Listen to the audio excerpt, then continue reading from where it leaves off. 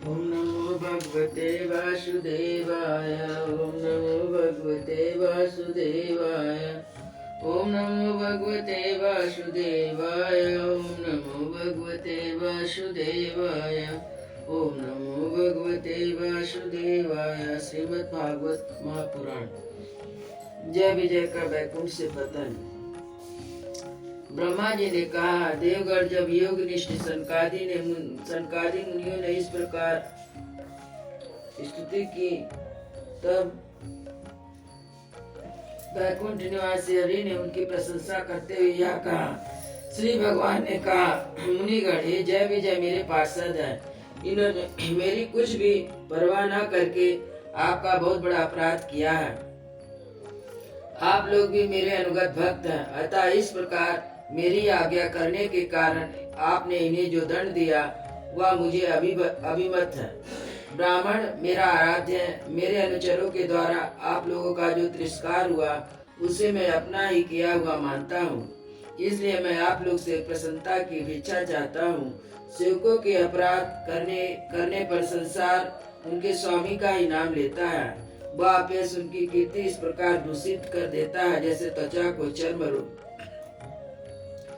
मेरी निर्मल सुधा में गोता लगाने से चंडाल पर्यंत सारा जगत तुरंत पवित्र हो जाता, इसलिए मैं विकुंठ कहलाता हूँ। किंतु यह पवित्र कीर्ति मुझे आप लोगों से ही प्राप्त हुई है, इसलिए जो कोई आपके विरुद्ध आचरण करेगा वह मेरी भुजा ही क्यों ना हो, मैं उसे तुरंत काट डालूंगा। आप लोगों की सेवा करने से ही मेरी चरण रज को ऐसी पवित्रता प्राप्त हुई कि वह सारे पापों को तत्काल नष्ट कर देती है, और मुझे ऐसा सुंदर स्वभाव मिला है कि मेरे उदासीन रहने पर भी लक्ष्मी जी मुझे एक क्षण के लिए वे नहीं छोड़ती। यदि इन्हीं के लेस मात्र कृपा कटाक्ष के लिए अन्य ब्रह्मादि देवता नाना प्रकार के नियमों एवं व्रतों का पालन करते हैं। जो आपने संपूर्ण कर्म मुझे अर्पण कर सदा संतुष्ट रहते हैं। निष्काम ब्राह्मण ग्रास पर तृप्त होते हुए घी से तरह के पकवानों का जब भोजन करते हैं, तब उनके मुख से मैं जैसे तृप्त होता हूँ, वैसा यज्ञ में अग्नि रूप मुख से यजमान की दुई आहुतियों को ग्रहण करने से नहीं होता। योग माया का अखंड और असीम ऐश्वर्य मेरे अधीन है, तथा मेरे चरणोदक रूपणी गंगा जी चंद्रमा के मस्तक पर धारण करने वाले शंकर के सहित समस्त लोगों को पवित्र करती है। ऐसे परम पवित्र परमेश्वर होकर भी मैं जिनकी पवित्र चरण रज को अपने मुकुट पर धारण करता, उन ब्राह्मणों के कर्म को कौन नहीं सहन करेगा। ब्राह्मण दूध देने वाली गऊ और अनाथ प्राणी ये मेरे ही शरीर है। पापों द्वारा विवेक दृष्टि नष्ट हो जाने पर जो लोग मुझे जिन समझते हैं, उन्हें मेरे द्वारा नित्य यमराज के गृह जैसे दूध जो सर्प के समान क्रोधी अत्यंत क्रोधित होकर अपनी चोंचों से नोचते हैं। ब्राह्मण तिरस्कार पूर्वक कटु भाषण भी करे तो भी उससे मेरी भावना करके प्रसन्न चित्त से तथा अमृत भरी मुस्कान से युक्त मुख कमल से उसका आदर करते हैं। जैसे रूठे हुए पिता को पुत्र और आप लोग को मैं मनाता हूँ, उसी प्रकार जो प्रेम पूर्वक वचनों से प्रार्थना करते हुए उन्हें शांत करते हैं, वे मुझे अपने वश में कर लेते हैं। मेरे इन सेवकों ने मेरा अभिप्राय ना समझ कर ही आप लोग का अपमान किया है, इसलिए मेरे अनुरोध से आप लोग इसे कृपा कीजिए, इसका निर्वासन काल शीघ्र ही समाप्त हो जाए। अपने अपराध के अनुरूप अधम गति को भोग कर शीघ्र ही मेरे पास लौट आए। श्री ब्रह्मा जी कहते हैं, देवता सनकादि मुनि क्रोध रूपी सर से डसे हुए थे, तो भी उनका चित्त अंतकरण को प्रकाशित करने वाली भगवान की मंत्रमयी मधुर वाणी सुनते सुनते तृप्त नहीं हुआ। भगवान की युक्ति बड़ी मनोहर और थोड़ी अक्षरों वाली है, किंतु वह इतनी अर्थपूर्ण सार युक्त दुर्वेग और गंभीर थी कि बहुत ध्यान देकर सुनने और विचार करने पर ही वे ना जान सके कि भगवान क्या करना चाहते हैं। भगवान की अद्भुत उदारता को देखकर वे आनंदित हुए, उनका अंग पुलकित हो गया। फिर योग माया के प्रभाव से अपने परमेश्वर का प्रभाव प्रकट करने वाले प्रभु ने हाथ जोड़कर कहने लगे। मुनियों ने कहा, स्वयं प्रकाश भगवान आप सर्वेश्वर होकर भी जो यह कह रहे हैं कि यह आपने मुझ पर बड़ा अनुग्रह किया, तो इसका आपका क्या अभिप्राय है, यह हम नहीं जान सके हैं। प्रभु आप ब्राह्मणों के परम हितकारी हैं, इससे लोक शिक्षा के लिए आप भले ही ऐसा माने कि ब्राह्मण मेरे आराध्य देव है। वस्तुतः जो तो ब्राह्मण तथा देवताओं के भी देवता ब्रह्मादिक के भी आप ही आत्मा और आराध्य देव हैं। सनातन धर्म आपसे उत्पन्न हुआ है, आपके अवतारों द्वारा ही समय समय पर उनकी रक्षा होती है तथा निर्विकार स्वरूप आप ही धर्म के परम गुह रहस्य या शास्त्रों का मत है। आपकी कृपा से निमित्त प्राण योगी जन सहज में ही मृत्यु रूपी संसार सागर से पार हो जाते हैं। फिर भला दूसरा कोई आप पर क्या कृपा कर सकता है।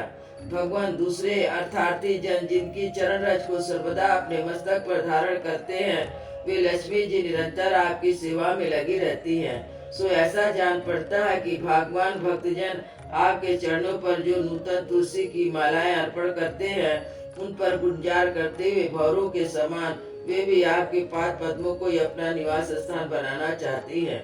किंतु अपने पवित्र चत्रों से निरंतर सेवा में तत्पर रहने वाली उन लक्ष्मी जी का भी आप विशेष आदर नहीं करते। आप तो अपने भक्तों को ही विशेष प्रेम रखते हैं। आप स्वयं ही संपूर्ण भजनीय गुणों के आश्रय हैं। क्या जहाँ तहाँ विचरते हुए ब्राह्मणों के चरणों में लगने से पवित्र मार्ग की धूलि और सिरवस का चिन्ह आपको पवित्र कर सकते हैं? क्या इसमें आपकी कोई शोभा बढ़ सकती है? भगवान आप साक्षात धर्म स्वरूप है। आप सत्य आदि तीनों युगों में प्रत्यक्ष रूप से विद्यमान रहते हैं। ब्राह्मण और देवताओं के लिए तब सोच दया आपने इन तीनों चरणों से चराचर जगत की रक्षा करते हैं। अब आप अपनी शुद्धमयी वरदायनी मूर्ति से हमारे धर्म विरोधी रजोगुण तमोगुण को दूर कीजिए। देव ब्राह्मण कुल आपके द्वारा अवश्य रक्षणीय है। यदि साक्षात धर्म रूप होकर भी आप सुमधुर वाणी पूजन आदि के द्वारा इस उत्तम कुल की रक्षा न करे तो आपका निश्चित किया हुआ कल्याण मार्ग नष्ट हो जाए, क्योंकि लोग तो श्रेष्ठ पुरुषों के आचरण से प्रमाण स्वरूप रूप ग्रहण करते हैं। प्रभु आप सतगुण की खान और सभी जीवों का कल्याण करने के लिए उत्सुक है। इसी से आपने अपनी शक्ति रूप राजा आदि के द्वारा धर्म के शत्रुओं का संहार करते हैं, क्योंकि वेद मार्ग का उच्छेद आपको अभिष्ट नहीं है। आप त्रिलोकी के नाथ और जगतपति पालक होकर भी ब्राह्मणों के पत्नी ते नर्म रहते हैं, किससे आपके तेज की कोई हानि नहीं होती। यह तो आपकी लीला मात्र है। सर्वेश्वरी द्वारपालों को आप जैसा उचित समझे वैसा दंड दे अथवा पुरस्कार रूप इनकी वृत्ति बढ़ा दे। हम निष्कपट भाव से सब प्रकार से आपसे सहमत हैं। अथवा हमने आपके इस निरपराध अनुचरों को साफ दिया, इसके लिए हम ही को उचित दंड दे, हमें वह भी सहज स्वीकार है। श्री भगवान ने कहा, मुनिगण आपने इन्हें जो साफ दिया सच मानियो, मेरी प्रेरणा से हुआ। अब ये शीघ्र ही दैत्य योनि को प्राप्त होंगे और क्रोधावेश से बड़ी एकाग्रता के कारण सुदृढ़ योग माया द्वारा योग संपन्न होकर फिर जल्दी से मेरे पास लौट आएंगे। ब्रह्मा जी कहते हैं, तदंतर उन मुनीश्वर ने नयनाभिराम भगवान विष्णु के स्वयं प्रकाश बैकुंठ धाम के दर्शन करके प्रभु की परिक्रमा की, उन्हें प्रणाम करके तथा उनकी आज्ञा पा भगवान के ईश्वर का वर्णन करते हुए प्रभु वहां से चले। फिर भगवान ने अपने अनुचरों से कहा, जाओ, मन में किसी प्रकार का भय मत करो, तुम्हारा कल्याण होगा। मैं सब कुछ करने में समर्थ होकर भी ब्रह्म तेज को मिटाना नहीं चाहता, क्योंकि ऐसा ही मुझे अभिमत भी है। एक बार जब मैं योग निद्रा में स्थित हो गया था, तब तुमने द्वार में प्रवेश करती हुई लक्ष्मी जी को रोका था। उस समय उन्होंने खुद होकर पहले तुम्हें यह साथ दिया था। अब दैत्य योनि में मेरे प्रति क्रोधात वृत्ति रहने से तुम्हें जो एकाग्रता होगी, उससे तुम इस विप्र तिरस्कार जनित पाप से मुक्त हो जाओगे। फिर थोड़े ही समय मेरे पास लौट आओगे। द्वारपालों को इस प्रकार आज्ञा दे भगवान विमान की श्रेणी से सुज्योतित अपने सर्वाधिक शिपन धाम में प्रवेश किए। देव श्रेष्ठ जय विजय तो ब्रह्म साप के कारण उस अलंघनीय भगवत धाम में श्रीहीन हो गए, उनका सारा गर्भ गलित हो गया। पुत्रों फिर जब वे बैकुंठ से गिरने लगे, तब वहाँ श्रेष्ठ विमान पर बैठे हुए बैकुंठ वासियों ने महान हाहाकार मच गया। इस प्रकार दिति के घर में स्थित जो कश्यप जी का उग्र तेज है, उसमें भगवान के उन पार्षदों प्रभु ने प्रवेश किया है।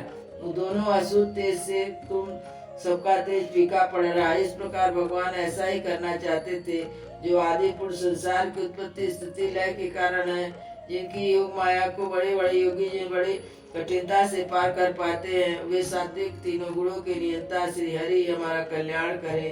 अब इस विषय में हमारी विशेष विचार करने से क्या लाभ हो सकता है। अयोध्या श्री रामलला की जय, वृंदावन बिहारी लाल की जय, गुरु महाराज की जय।